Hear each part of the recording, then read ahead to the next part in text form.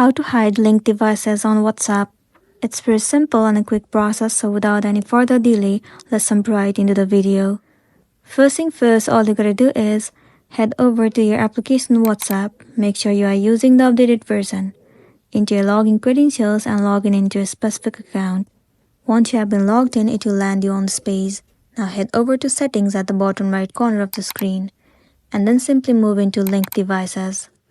Well, if you have linked any of the devices, then all of the devices in which your account is logged in will be available to you in this page.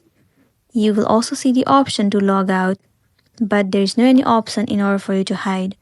So all you gotta do is click on log out and then your account will be logged out from that device and then you'll be good to go. So that's the end of the video. If this video helped you, give it a like and check out our next tutorial. Thank you.